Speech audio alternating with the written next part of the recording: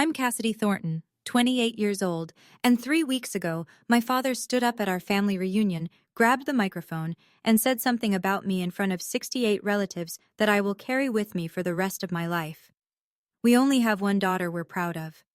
That's what he said, and he was looking straight at my older sister Brianna when he said it. For 22 years, my family called me the burden. The premature baby who cost too much, the quiet sister nobody defended, the daughter who sat at the end of every table while Brianna got the tuition, the praise, the love. But what none of them knew, not my parents, not my cousins, not a single person in that crowd, was that 6 weeks ago on a Thursday night at my kitchen table, Brianna got drunk and confessed everything.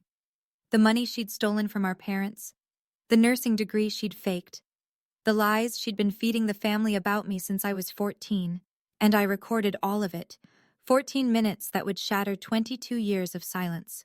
Before I tell you what happened when I pressed play, take a moment to like and subscribe, but only if you feel this story deserves it. And tell me in the comments, where are you watching from, and what time is it right now where you are?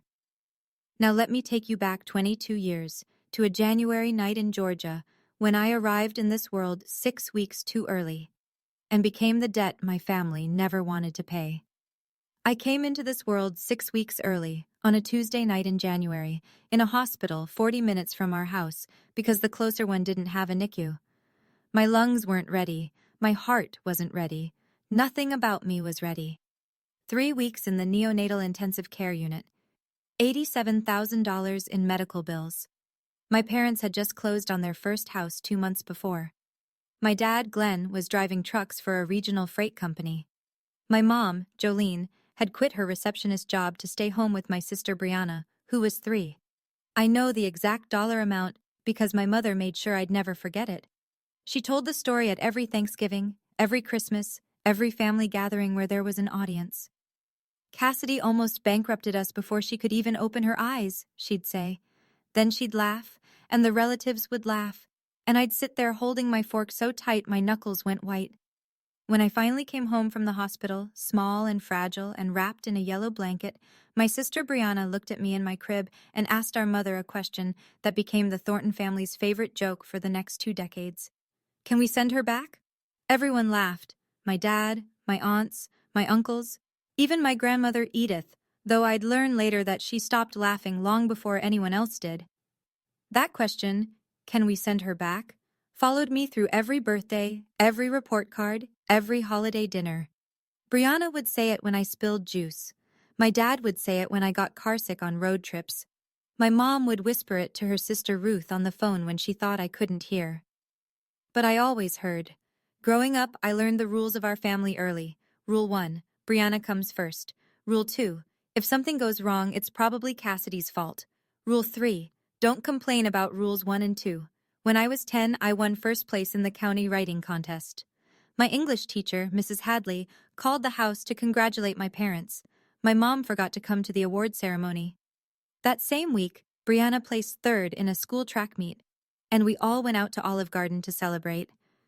I remember sitting in that booth, holding my certificate under the table, wondering if anyone would ask about it. Nobody did. But it was the Thanksgiving I was 14 that cracked something inside me.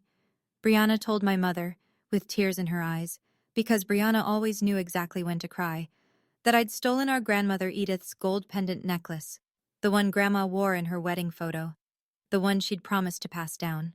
I hadn't touched it. I hadn't even been in Grandma's bedroom that weekend. It didn't matter. My mother believed Brianna instantly. I was dragged in front of 12 relatives in the living room and told to kneel and apologize to my grandmother for being a thief. I knelt. I cried. I said I was sorry for something I didn't do.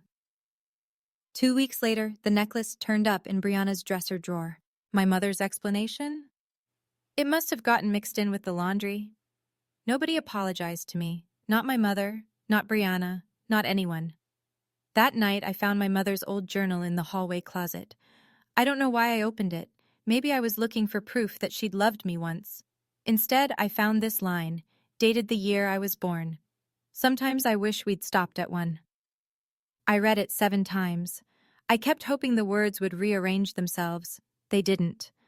I left home the summer I turned 18. I'd earned a partial scholarship to a state college 2 hours away. Nothing Ivy League, but I was proud of it. I needed my parents to cover the remaining $4,000 a semester. I brought the financial aid letter to dinner like I was presenting a case before a jury. My father barely glanced at it. My mother didn't look up from her plate. "We already spent enough on you," she said, "between the hospital bills and your braces and that inhaler you needed every winter. Cassidy, we just don't have it." That same month, my parents wrote a check for Brianna's full tuition at a private nursing program. $28,000. No partial scholarship. No questions asked. So I worked. 2 jobs, barista at 6 in the morning, data entry at a temp agency until 10 at night. I took 5 years to finish what should have taken 4, but I graduated with a degree in accounting and 0 debt. Nobody came to my ceremony. I wore my cap alone in a crowd of strangers and their cheering families. And still, I kept showing up. Every Christmas, I drove 2 hours with gifts I'd wrapped myself. Every Thanksgiving, I brought dessert nobody asked for. I sat at the end of the table. I slept on the couch while Brianna got the guest room with the quilt my grandmother made. I called my mother every Sunday evening. She picked up maybe once out of every 3 calls. I told myself it was enough, that if I just kept trying, something would shift, that the love was there, just buried under years of habit and financial stress and old resentment. I wasn't trying to earn their love. I thought I already had it, just trapped under something I hadn't figured out how to move yet. Until 3 months ago, when I discovered what my sister had really been doing behind everyone's back. It started with a coffee shop. I was grabbing a latte before work on a Tuesday when I saw a woman waving at me from a corner table. It took me a second. Then I recognized her. Megan Holt. She and Brianna had been in the same nursing program. "Cassidy, right? Brianna's sister?" She pulled out the chair across from her. "How's Bree doing? I haven't seen her since, first semester." I almost corrected her. Brianna had been telling the family she was a registered nurse for 8 years. She talked about patients she'd saved, overnight shifts that drained her, the calling she'd found. "First semester?" I repeated. Megan's face shifted. "Yeah, she stopped showing up after October. I figured she transferred, but..." She tilted her head. "Wait, your family doesn't know she dropped out?" I set my coffee down very carefully. "I just assumed everyone knew," Megan said quietly. I drove to work with my hands shaking on the steering wheel. That night, I couldn't sleep. I opened my laptop and started searching. The nursing program Brianna had attended, it had a public registry of graduates. I scrolled through every name from her year. Brianna Thornton wasn't on the list. I dug deeper. My parents had paid $28,000 for that program. When a student drops out in the first semester, the school refunds a portion of tuition, a significant portion. Brianna had never returned that money. She'd pocketed the refund and told everyone she'd graduated. For 8 years, she'd been telling our parents, our grandmother, our entire extended family, that she was a nurse. Showing up to holidays in scrubs she bought online, telling stories that sounded real because she'd memorized them from medical dramas. And nobody, not a single person, had ever thought to verify it. The second discovery came because of my mother's own mouth. About 2 months before the reunion, I was on one of those rare Sunday calls where Jolene actually picked up. She sounded tired, distracted. Midway through our conversation, if you could call it that, she muttered something I wasn't supposed to catch. "Your father's retirement fund looks thin. I don't understand it. The market's been fine." I'm an accountant. I notice numbers the way most people notice weather. Something in her tone pinched my attention, and I asked, casually, carefully, if she'd looked at the statements recently. "Brianna handles all that," Mom said. "She set up the online access for us. She's so good with that stuff. You know, being in healthcare, she understands finances." I bit my tongue so hard I tasted copper. That night, I did something I'm not proud of. I called my dad's old landline and talked him through pulling up his retirement account online. He didn't know I was checking. I told him I just wanted to make sure his beneficiary info was up to date. The numbers told a story my family never would. Over 4 years, $40,000 had been transferred out of my parents' retirement account in small, irregular amounts. $2,000 here, $3,500 there, into an external checking account. The routing number matched a bank in Brianna's city. I stared at the screen until my vision blurred. Then I called my mother. I told her, as gently as I could, that something was wrong with the retirement fund, that the money hadn't gone to market losses, that it had gone somewhere specific. She cut me off before I finished. Don't be jealous of your sister, Cassidy. Brianna manages that account because she's responsible, unlike some people. She hung up, and that's when I understood. Telling them privately would never work. Let me be clear about what was at stake. My grandmother, Edith Calloway, was 79 years old. She'd built a life on a beautiful property outside Atlanta, a house she and my grandfather designed together before he passed, a garden she'd kept blooming for 40 years, and enough savings to leave something meaningful behind. She was updating her will. She'd told the family as much, and in the 2 months before the reunion, Brianna had visited Grandma 4 times. 4 times. My sister, who normally managed 1 visit a year at most, was suddenly the most devoted granddaughter in Georgia. She brought flowers. She brought homemade soup, which I later learned she'd bought from a deli and transferred into her own containers. She sat at Grandma's kitchen table and held her hand and talked about her nursing career. My mother told the family, "Brianna is taking such good care of Mom. She's so selfless." I knew what was happening. Brianna was positioning herself. She wanted to be the name on the will, the sole inheritor, the golden child's final trophy. If I stayed silent, 3 things would happen. My parents would lose more money they couldn't afford to lose. My grandmother would be deceived into rewriting her legacy based on lies. And I would lose the last person in my family who had ever truly seen me. I wasn't planning revenge. That word feels too sharp, too clean for what this was.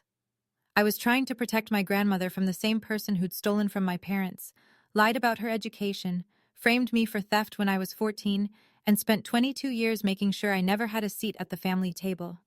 But I needed proof, not suspicion, not accounting spreadsheets, proof that couldn't be explained away, reframed, or buried under my mother's denial. I needed Brianna's own words. 3 weeks before the reunion, I texted my sister. "Hey, Bri. I know things have been weird between us. Can we talk before the reunion? I don't want it to be awkward in front of Grandma." She replied in 4 minutes. "Sure? Your place?" That should have told me everything. Brianna never came to my apartment.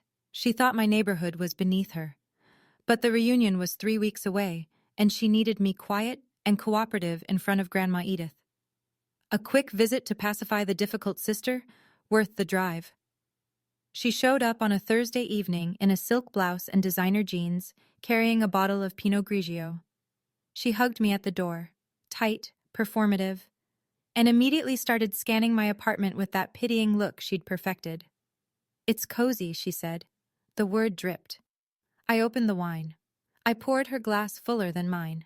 I set my phone on the bookshelf behind us, screen down, recording app running. Georgia is a one-party consent state. I was that party. We sat at my kitchen table and I started small. "So how's work? The hospital keeping you busy?" Brianna launched into a story about a patient who'd coded during her shift last Tuesday.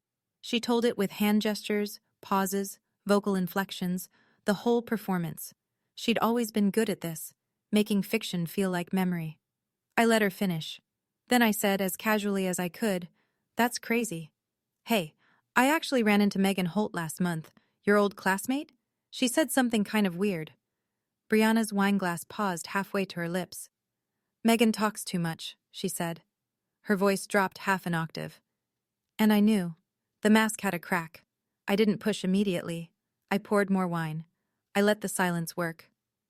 Brianna finished her second glass, then her third. The Pinot Grigio was doing what I couldn't, loosening the bolts she kept so carefully tightened in public. "Bri," I said quietly, "I'm not judging you. I just want to understand. We're sisters." She stared at me for a long time. Then something shifted behind her eyes. Not guilt, not fear, but something worse. Contempt. The kind that comes from believing you're untouchable. "You want to understand?" She leaned back. "Fine." And then Brianna Thornton, golden child, beloved daughter, family nurse, started talking. I didn't finish nursing school. Big deal. It wasn't for me. She waved her hand like she was brushing away a gnat. Mom and Dad's tuition money? They owed me that for all the years I had to be the perfect one while you were draining them dry. My chest tightened. I said nothing. You know what I told Mom when you were 14? That you stole Grandma's necklace? She smiled. Actually smiled. I took it. I needed it gone for Thanksgiving so you'd look bad. And it worked. Every single time. She poured herself another glass. Her hand was steady. Her conscience was clear. All I ever had to do was cry. And Mom took my side. Every time. You were always so easy to push out of the way, Cass. You never fought back. You just took it. Under the table, my hands were trembling. My jaw ached from clenching. But I kept my face still. I kept my breathing even, because the phone on the bookshelf was catching every syllable. And Brianna wasn't done. The wine had peeled away the last layer. Dad's retirement account? Brianna tilted her glass, watching the light refract through the wine like she was admiring a jewel. I've taken about 40 grand over the last 4 years. Small amounts. They'll never figure it out. They think the market crashed. She laughed. A short, bright, careless sound. And Grandma? I asked. My voice was steady. Barely. Brianna leaned forward, elbows on the table. Why do you think I've been visiting her, Cass? She's rewriting her will. I'll make sure my name is the only one that matters. She held my gaze, and then she said the thing that sealed everything. And you? You'll get nothing, just like always. She set her glass down gently. Because in this family, I'm the daughter. You're the bill. You're the bill, not the burden. The bill, like I was a debt they'd never wanted to pay. Brianna yawned 15 minutes later and fell asleep on my couch with her shoes still on. I pulled a blanket over her because even then, even after all of that, she was still my sister, and I didn't know what else to do with that. Then I went to the kitchen. I sat in the dark. I picked up my phone and stopped the recording. 14 minutes and 22 seconds. I didn't cry. I wanted to. But something had shifted in me, something tectonic and irreversible, and crying felt like going backward. I played the recording once from the beginning, just to make sure it was clear. Brianna's voice came through the speaker, sharp and certain. You were always so easy to push out of the way. 14 minutes. That's all it took for 22 years of lies to collapse into a file on my phone. The question was no longer if, it was when and where. Now I'm going to pause here for just a second because I need to ask you something. If you were me, sitting alone in that dark kitchen with 14 minutes of truth on your phone, would you play it privately for your parents? Or would you wait for the one moment when the truth couldn't be swept under the rug? Drop a 1 in the comments for tell the parents, or a 2 for wait for the reunion. And if you're invested in this story, hit that subscribe button, because what comes next is the part I still can't believe happened. Now, back to the story. 2 weeks before the reunion, I made a phone call that changed everything. My Aunt Ruth picked up on the second ring. Ruth Calloway is my mother's younger sister, quieter, sharper, and the only person in the family who ever looked at me like I was a whole person and not a footnote. When I was 8 and had pneumonia, Ruth drove 3 hours in a snowstorm to sit by my bed. When I graduated college alone, she was the one who sent flowers. The card read, I see you, Cassidy, always have. Hey, sweetheart, she said. What's going on? I didn't tell her about the recording, not yet. I just asked, carefully. Aunt Ruth, have you ever thought something was off about Brianna? The line went quiet for so long I thought the call had dropped. Then Ruth exhaled slowly. I've been watching your sister for years, Cass. Something doesn't add up. The career stories, the money, the way she handles your parents. But I could never prove anything. She told me she'd tried, once. 3 years ago, she mentioned to Jolene that Brianna's stories about work seemed inconsistent. Jolene's response was immediate and nuclear. She stopped talking to Ruth for 6 months, cut her out of family group texts, told the cousins Ruth was going through something. Your mother will destroy anyone who threatens Brianna's image, Ruth said, including her own sister. I closed my eyes. Aunt Ruth, are you handling the slideshow at the reunion? The projector setup? I'm doing the tech for the family photo montage, yeah, why? If I needed to connect a phone to that projector, would that be possible? Silence again. Then, it's just an HDMI adapter. Cassidy, what are you planning? I might have something the family needs to hear. She paused. I could hear her breathing. I don't know what you have, she said finally. But I trust you. I'll make sure the equipment works. 10 days before the reunion, a handwritten envelope arrived at my apartment. The stationery was cream-colored, the handwriting shaky but deliberate. My grandmother Edith's. She still wrote letters by hand. She said email was for people in a hurry, and she'd earned the right to take her time. My dear Cassidy, the letter read, the reunion is July 19th. I want both my granddaughters there. I want to see your face. Please come. Love, Grandma. I held that letter against my chest like it was something fragile. 20 minutes later, my phone rang. Mom. You got the invitation, Jolene said, not a question. I did. Good. Now listen. Her voice shifted into the tone I knew by heart, the managerial tone, the one that made instructions sound like favors. You're invited, but behave yourself. Brianna is giving a speech about her nursing career, and your father is saying a few words. Just sit and smile and be grateful you're included. I gripped the phone tighter.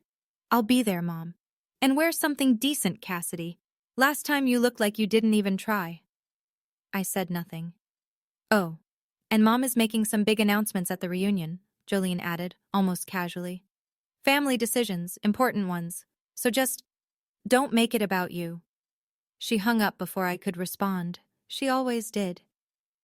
I sat on the edge of my bed and read Grandma Edith's letter one more time. Then I opened my closet and looked at the white dress I'd been saving for something I couldn't name. Something that mattered. This was Brianna's stage. My parents had cast the roles. She was the star. I was the background extra who should be grateful for a seat. But I was done with their script. I was bringing my phone and my own story. The night before the reunion, I sat on my living room floor with my phone and a pair of earbuds and listened to the recording one more time.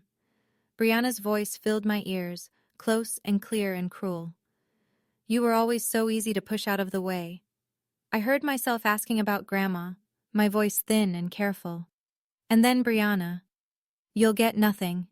Just like always. My hands were shaking when I pulled the earbuds out. I almost deleted it. I want you to know that.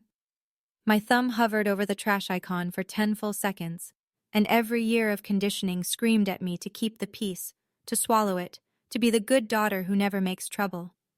But then I thought about my grandmother's letter. I want to see your face. I thought about my dad's retirement account, bleeding quietly for 4 years. I thought about my 14-year-old self, kneeling on a living room floor, apologizing for a theft she didn't commit. I put the phone in my bag. That evening, I called Aunt Ruth one last time. Is the projector ready? HDMI adapter, external speakers, everything set for the slideshow, she said. Cassidy, whatever you're doing, are you sure? I'm sure. A long pause. Then I'll make sure it works. You just have to plug in. After we hung up, I wrote a letter to my grandmother. Short, honest. I sealed it in an envelope and slipped it into my bag next to the phone. It said, Grandma, I'm sorry if what happens tomorrow hurts you, but you've always taught me that the truth matters more than comfort. I hope you still believe that. I didn't sleep that night, but for the first time in years, I wasn't afraid of what morning would bring. I was ready. The Callaway estate sat on 3 acres of rolling Georgia green, 20 miles outside Atlanta, wrapped in old magnolia trees and a white fence that my grandfather had painted every spring until the year he died. Grandma Edith hosted the family reunion there every 5 years. This one was the biggest. 68 people across 4 generations of Callaways and Thorntons. Long banquet tables draped in white cloth stretched across the back lawn. String lights hung between the magnolias, waiting for dusk. A projector screen stood near the main table, already set up for the family photo slideshow, Aunt Ruth's work. I arrived early. White dress, hair down, phone in my clutch, heart in my throat. Aunt Ruth was adjusting the speaker cables near the projector. When she saw me, she nodded once. Calm, steady. She tilted her head toward the HDMI adapter resting on the edge of the tech table. I understood. The guests filtered in over the next hour. Cousins I hadn't seen in years. Great aunts who pinched my cheeks. Uncle Frank with his booming laugh. Kids chasing each other around the garden chairs. Then Brianna arrived. Red dress, expensive heels, full makeup. She floated through the crowd like a celebrity at a premiere, kissing cheeks, squeezing hands, performing warmth so convincingly I almost believed it myself. She went straight to Grandma Edith and wrapped her in a hug that lasted just long enough for 3 people to photograph it. My parents flanked Brianna like bodyguards. Glenn in his pressed khakis, Jolene in a floral dress, hand on Brianna's shoulder, beaming, the perfect trio. I stood near the back, by the hydrangea bushes, holding a glass of sweet tea I didn't drink.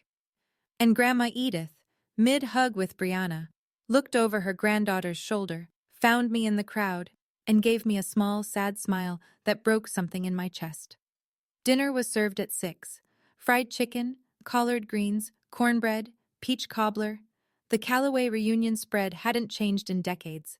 People filled their plates, found their seats, and settled into the kind of warm, loud chaos that big Southern families specialize in. I sat at the far end of the second table.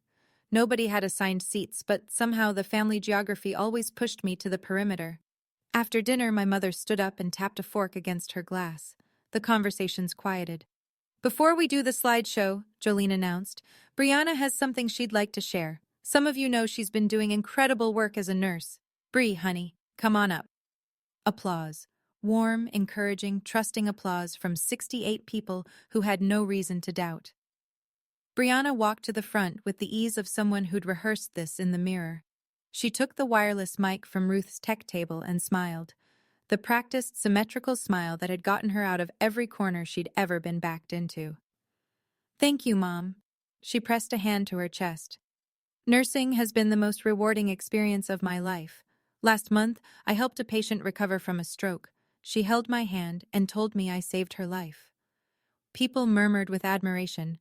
Grandma Edith nodded proudly. 5 minutes of pure fiction, delivered flawlessly. When Brianna finished, she got a standing ovation from the front table. My mother was crying, the graceful, single-tear kind she'd perfected at church. Then a great aunt at my table leaned over and patted my arm. "And what do you do, dear?" Before I could answer, my mother's voice cut across the lawn. "Cassidy works in accounting," Jolene said. "Somewhere." Scattered laughter. Brianna smiled into her wine glass. I felt my face burn, but I kept my hands flat on the table. Not yet.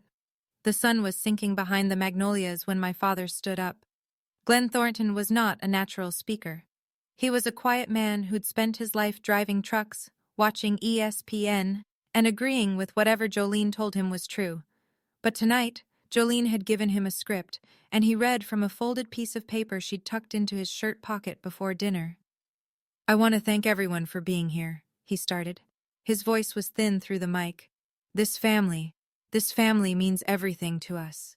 He paused, looked at Brianna, who sat at the front table next to Grandma Edith. "Jolene and I," he swallowed. "We only have one daughter we're truly proud of." The lawn went still. "Brianna, you are our greatest achievement. Everything you've done, your career, your heart, the way you take care of this family, we couldn't have asked for a better daughter." Applause, not thunderous. There was an awkward undercurrent, a few people glancing around, a cousin shifting in her chair. But enough people clapped to make it feel sanctioned. Nobody looked at me. Nobody needed to. I sat at the back table, 68 people in front of me, my father's words still hanging in the summer air like smoke. "We only have one daughter we're truly proud of." He hadn't misspoken. He hadn't been ambiguous. He had said, in front of every aunt, uncle, cousin, and grandparent in our family, that I didn't count. My grandmother Edith turned slowly in her chair, found me, saw the redness in my eyes. Her brow creased with something I hadn't seen from her in years, alarm. I placed my hand on my clutch, felt the hard edge of my phone through the fabric. 22 years. I stood up. I didn't rush. I didn't storm. I rose from my chair the way you rise when you finally made a decision you've been turning over for weeks. Slowly. Deliberately. Like gravity had changed direction, and standing up was the only thing left that made sense. Heads turned. A few cousins whispered. My mother noticed first. Cassidy, Jolene's voice was sharp and low. Sit down. What are you doing? I didn't answer. I walked between the two banquet tables. 68 faces tracked me like I was crossing a stage. The string lights had come on. The air smelled like peach cobbler and fresh-cut grass, and my heartbeat was so loud I could feel it in my fingertips. Brianna watched me from the front table, her wine glass frozen halfway to her mouth. Confusion first, then suspicion, then something I'd never seen on my sister's face before, a flicker of fear. I reached the tech table. Aunt Ruth stood beside the projector, arms at her sides. She didn't ask a question. She didn't need to. She picked up the HDMI adapter and held it out to me. I pulled my phone from my clutch, plugged it in. The projector screen lit up behind me, a white glow replacing the frozen family slideshow. My father stepped forward. Cassidy, this is not the time. Actually, Dad. I looked at him, steady. This is exactly the time. I opened the audio file, 14 minutes and 22 seconds. The timestamp on the screen was visible to everyone. My thumb pressed play. And then Brianna's voice, loud, clear, unmistakable, poured out of the outdoor speakers and across the lawn where 68 members of our family sat in the cooling Georgia evening. I didn't finish nursing school, big deal. Brianna's real face went white as her recorded voice filled the air. The first thing I noticed was the silence, not the polite kind that settles over a room during a speech. This was something heavier, the silence of 68 people realizing all at once that something they hadn't expected was about to change everything they thought they knew. Brianna's recorded voice rolled out from the speakers like a confession played in a courtroom. I didn't finish nursing school, big deal. It wasn't for me. Mom and Dad's tuition money? They owed me that for all the years I had to be the perfect one. Someone at the second table set their glass down. The tiny clink of crystal on wood sounded like a gunshot in the quiet. My mother launched out of her chair. She moved toward the projector with both hands raised, eyes wild. Turn it off, Cassidy, turn it off right now! She was 3 steps away when my grandmother's voice cut through the air like a blade. Jolene! My mother froze. Grandma Edith hadn't raised her voice. She didn't need to. 79 years of quiet authority did the work for her. She gripped the arm of her chair and looked at her daughter with an expression I'd never seen on her face. Not anger exactly, but a devastation that preceded it. Sit down. Edith's voice trembled, but every word was iron. I want to hear every word. My mother sat, like a child who'd been caught standing on the table. Brianna was on her feet now, hands shaking, the red dress suddenly too bright against her ashen face. That's taken out of context. She set me up. But the recording didn't care about context. The recording just kept going. Brianna's own voice, cheerful and careless and 3 glasses deep, filling the summer air with truths she never meant to share. By minute 4, the recording had reached the money. Dad's retirement account? Brianna's voice was almost gleeful on the playback. I've taken about 40 grand over the last 4 years, small amounts. They'll never figure it out. They think the market crashed. Recorded Brianna laughed. The real Brianna didn't. My father, still standing near the mic at the front, lowered himself into the nearest chair like his legs had stopped working. The color drained from his face in real time. I watched a man who had stood in front of his family and erased one daughter to praise another, suddenly realize that the daughter he'd praised had been robbing him. That's our retirement, Glenn whispered. But the mic was still on, and everyone heard it. Jolene turned to Brianna.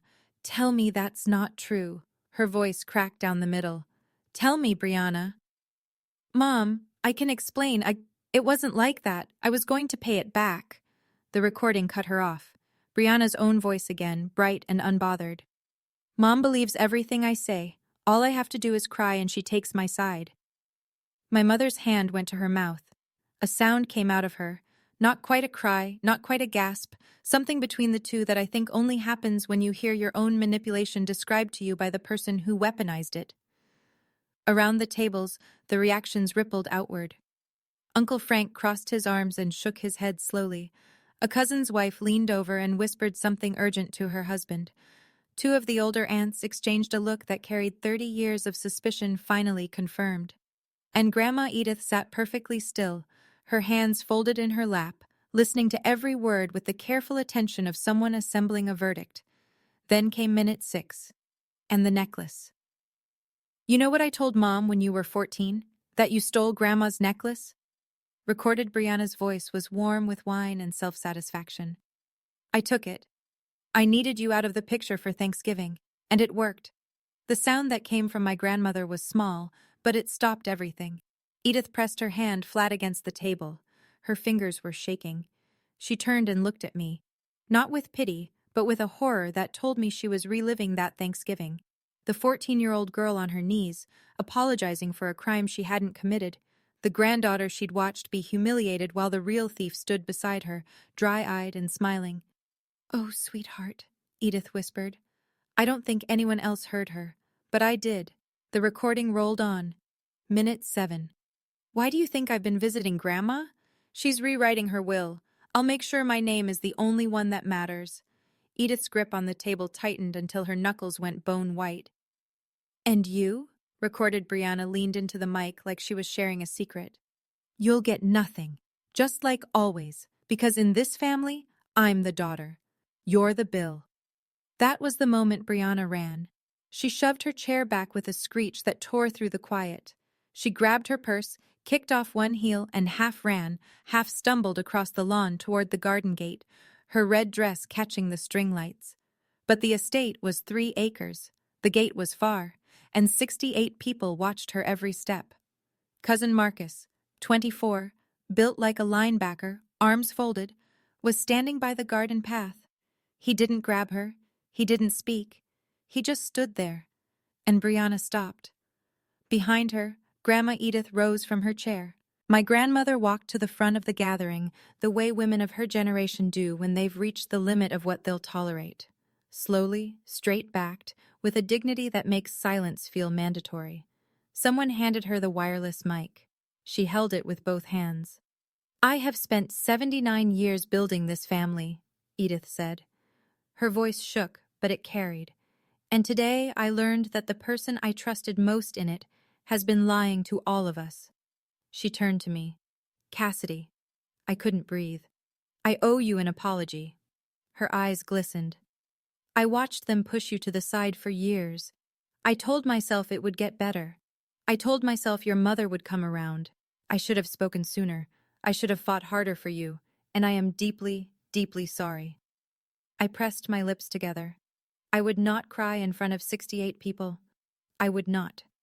Edith turned back to the crowd. "I will be meeting with my attorney on Monday morning. My will, as it currently stands, will be rewritten." She paused, letting that land. "I want every person here to know why." The lawn was so quiet, I could hear the cicadas in the magnolias. "Not because of money," Edith continued, "because trust, once broken, has to be earned back." She looked at Jolene, who sat motionless in her chair, mascara streaked, then at Glenn, who stared at his hands. "And some of you have a lot of earning to do." At the edge of the garden, Brianna stood frozen, one shoe on, clutch pressed against her chest, tears running down her face. I stood beside the projector, phone still connected, recording ended. I hadn't said a single word since pressing play. I didn't need to. The truth had said everything for me. I want to stop here for a moment, because this part still sits heavy with me. Do you think my grandmother did the right thing? Or was it too much, announcing it like that, in front of everyone? Drop justice in the comments if you think she was right. Drop too far if you think the will conversation should have stayed private. I genuinely want to know what you think, and if you haven't subscribed yet, we're not done. There's still fallout I need to tell you about. Let me keep going. The reunion didn't end, it fractured. After Grandma Edith's announcement, the gathering split like a cell dividing. Nobody left. This was too seismic to walk away from. But the lawn rearranged itself into clusters, each one processing a different piece of what had just happened. The older relatives, Uncle Frank, Aunt Lois, the great aunts who remembered Edith's late husband, gathered around my grandmother like a protective ring. Frank put his hand on Edith's shoulder and said, low but audible, "We're behind you, Edith, whatever you need." A group of younger cousins drifted toward me, not accusing, not celebrating, just present. My cousin Danielle, who I hadn't spoken to in 3 years, touched my elbow. "How long have you known?" she asked. No judgment, just wanting to understand. And Brianna came back. She walked across the lawn with mascara streaked to her jawline and her voice pitched in that exact register she'd used her whole life to escape consequences. "That recording was manipulated," she said to anyone who would listen. "She set me up. She got me drunk. This is entrapment." Most people looked away. A few shook their heads. Then Aunt Ruth spoke. She'd been standing quietly by the projector table the entire time, arms folded, watching. Now she stepped forward. "Brianna," Ruth said, calm as a lake, "I've had my doubts about you for 3 years. I told your mother, and she cut me out of the family for it." She looked around the lawn. The recording just confirmed what I already knew. Jolene, silent until now, turned on me. Her voice was raw.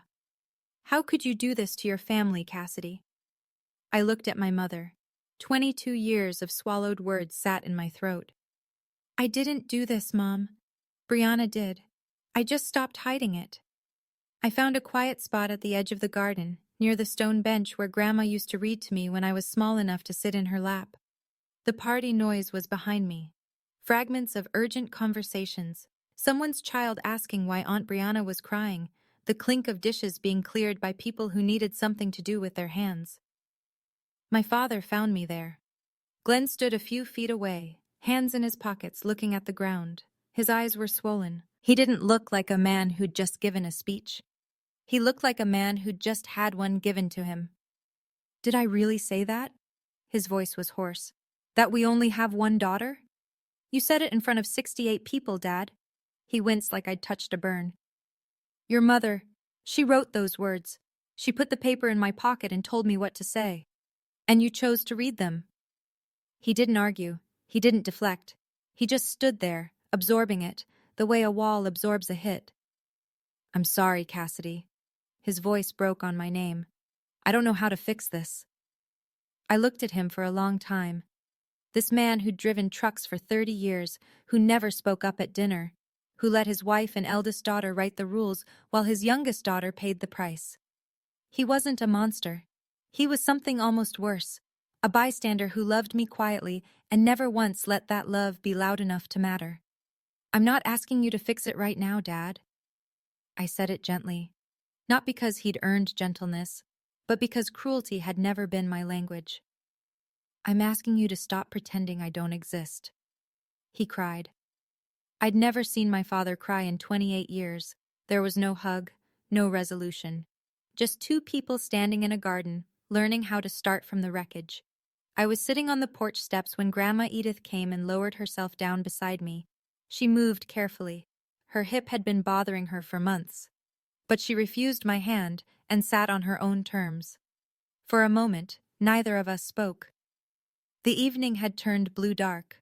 Fireflies blinked over the back lawn where, an hour ago, everything had changed. "You held on to that recording," Edith said. Not a question. "You could have used it to hurt her weeks ago, but you waited." "I almost didn't play it, Grandma. I almost walked out." "But you didn't." She reached over and took my hand. Her skin was thin and cool, but her grip was firm. "And I'm grateful, because I almost gave everything I have to a liar." I shook my head. "I don't need anything from your will, Grandma. That's not why I—" "Hush." She squeezed my hand. "This isn't about what you need. It's about what you deserve, and about what's right." She looked out at the garden where the string lights swayed in the evening breeze.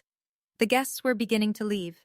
Slow, quiet goodbyes instead of the usual boisterous Callaway farewell. "I'm meeting my lawyer Monday," she said. "Brianna's portion will go into a trust. She can access it when she pays back every cent she stole from your parents and gets honest about her life. Not before." Then she told me something that knocked the breath out of me. "I put your name in my will 30 years ago, Cassidy. When you were born. Your mother asked me to remove it when you were 6. She paused. I refused, but I stopped talking about it, to keep the peace. She looked at me with wet eyes. I should never have kept quiet. Quiet is how this family got here. 1 week after the reunion, the fallout wasn't slowing down. It was compounding. Brianna tried the social media route first. She posted on Facebook. My own sister stabbed me in the back at our family reunion. I've never felt so betrayed. The post got 11 likes, all from friends who hadn't been there. Then cousin Marcus commented, "We all heard the recording, Brianna. You stabbed yourself." 27 people liked his reply. Brianna deleted the post within the hour. The family group chat went through a seismic shift. Brianna was removed, not by one person but by a quiet consensus. Danielle simply created a new chat and didn't add her. Nobody objected. My father called me on a Tuesday evening. It was the first time in my life he'd dialed my number without Jolene prompting him. I pulled up the retirement account statements, he said. His voice sounded 10 years older. She took more than we thought. $42,300. Cass, it's all documented. The transfers, the dates, everything. I closed my eyes. What are you going to do? Your mother and I are meeting with a financial advisor this week, and maybe a lawyer. He paused. I should have listened to you when you called. Yeah, Dad, you should have. There was something else, too. The nursing career, the one Brianna had performed so beautifully at the reunion, the one she'd used to impress Grandma and charm the family. It fully unraveled. A cousin who worked in healthcare asked around. Brianna wasn't a nurse. She wasn't even a certified nursing assistant. She was a receptionist at a chiropractic clinic 30 miles from her apartment. She answered phones and scheduled appointments. She'd been doing it for 6 years. Every story she'd told, every patient she'd saved, fiction, every word. 2 weeks after the reunion, my mother called. I almost didn't pick up. My phone sat on the kitchen counter, vibrating with her name, and I watched it ring twice before I answered. Cassidy? Her voice was small, smaller than I'd ever heard it, deflated, like someone had let the air out of the woman who'd controlled our family's narrative for 25 years. I didn't know about the money, she said, or the necklace. I swear to you I didn't know. I believe you didn't know about those things, Mom. I kept my voice level. But you knew how you treated me. You didn't need a recording to know that. Silence. The kind that stretches until it becomes its own answer. I was so scared when you were born. Her voice cracked. The doctors told us you might not survive the first night. And then you did, and the bills came, and your father and I were drowning. She stopped. Started again. I think I blamed you for something that wasn't your fault, and once I started, I couldn't figure out how to stop. I gripped the phone. Part of me, the 14-year-old girl still kneeling on that living room floor, wanted to hang up. Another part of me, the part that had spent 22 years calling every Sunday, held on. Can you forgive me? She whispered. I'm not ready for that yet, Mom. I said it without cruelty, without edge, just honest. But I'm not closing the door. A long, shuddering breath on her end. If you want a relationship with me, I continued, it starts with honesty. No more choosing sides. No more erasing me from the family. No more letting Brianna write the story. She didn't argue. She didn't deflect. She just said, okay. It wasn't resolution, but it was the first honest word she'd said to me in 22 years. 3 weeks have passed since the reunion. That brings us to now, to today, as I'm telling you this story. Grandma Edith met with her attorney the Monday after the reunion, just as she promised. The new will divides her estate fairly among her children and grandchildren, but Brianna's portion is held in a conditional trust. The terms are straightforward. Brianna must repay every dollar she took from our parents' retirement account and provide verified proof of employment and education before the trust releases. No loopholes, no shortcuts, just accountability. My father and his financial advisor combed through 4 years of statements. The total wasn't $40,000. It was $47,200. Brianna had been skimming right up until 2 months before the reunion. Glenn and Jolene are consulting a lawyer about their options. They haven't filed anything yet. I think part of them is still in shock. Brianna hasn't spoken to anyone in the family. Her apartment in Augusta is empty. A cousin drove by to check. The word through the family grapevine is that she moved to Nashville to live with her boyfriend. She hasn't returned a single call. As for Aunt Ruth, Grandma Edith invited her back into the family circle the day after the reunion. 3 years of silence, broken by a single phone call. Ruth told me later that Edith said, "I should have listened to you. I should have listened to both of you." Last week, I received an email from my grandmother. No formal language, no legal talk, just one line. "Come visit me anytime, sweetheart. The guest room is yours. It always was." I read that email 4 times. And unlike my mother's journal entry from 22 years ago, the one that said she wished she'd stopped at 1, these words didn't make me wish they'd change. They were exactly right. It's a Thursday evening. I'm sitting in my apartment, the same kitchen where Brianna drank 3 glasses of Pinot Grigio and dismantled 22 years of her own lies. The wine stain on the table is still there. I haven't cleaned it. I'm not sure why. People keep asking me if I feel guilty, if I regret playing the recording, if I wish I'd handled it differently. Here's my honest answer. I didn't play that recording to destroy my sister. I played it because for 22 years, my family had been telling a story about me that wasn't true, and I was the only person who could change the narrative. Not with anger, not with speeches, just with the truth, played out loud in a space where it couldn't be whispered away. Do I wish it hadn't come to that? Every single day. But I know what would have happened if I'd stayed silent. My grandmother would have left her legacy to a liar.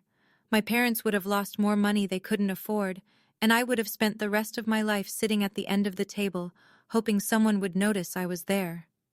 I'm done hoping, not in a bitter way, in a free way. I still love my parents. I still love my sister. That's the part people don't understand about setting boundaries. It's not about stopping love.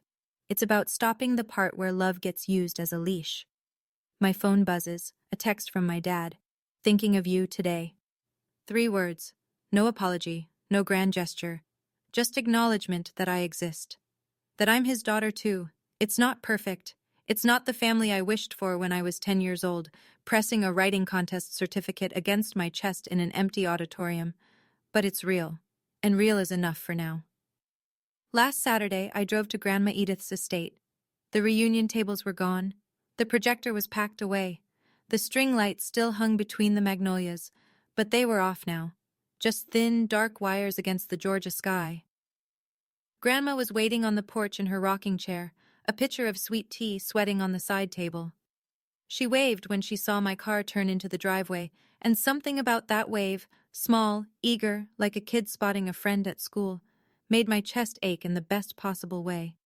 I sat beside her. We didn't talk about Brianna. We didn't talk about the recording, or the will, or my mother's phone call. We talked about her garden. The hydrangeas were blooming late this year.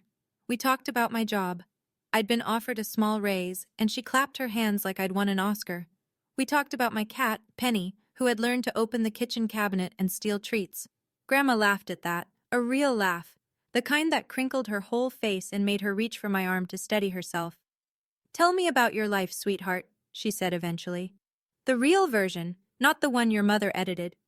So I did. I told her about my apartment, my morning runs, the book club I'd joined, the friend who taught me to make sourdough. Small things, true things. "You sound happy," she said. "I'm getting there, Grandma." We sat on that porch until the fireflies came out. No drama, no audience, no performance, just a grandmother and her granddaughter catching up on 22 years of conversations they should have had a long time ago. I spent 22 years being their burden. But it turns out the heaviest thing I ever carried wasn't their disappointment. It was my own silence. And I finally put it down. Before I go, here are a few things this whole experience taught me. 1. Silence doesn't keep the peace. It just lets the loudest voice in the room write the story. 2. Protecting someone from the truth isn't love. It's control wearing a nicer outfit. And 3. You don't need anyone's permission to stop being invisible. If any of this hit close to home, if you've ever been the family scapegoat, the overlooked one, the person who kept showing up even when no one saved you a seat, I want you to know you're not alone. Drop a comment and tell me your story. I read every single one, and if you want more stories like this, I've linked a few of my favorites in the description below. Hit subscribe and tap that bell so you don't miss the next one. Thank you for being here. Thank you for listening. It means more than you know.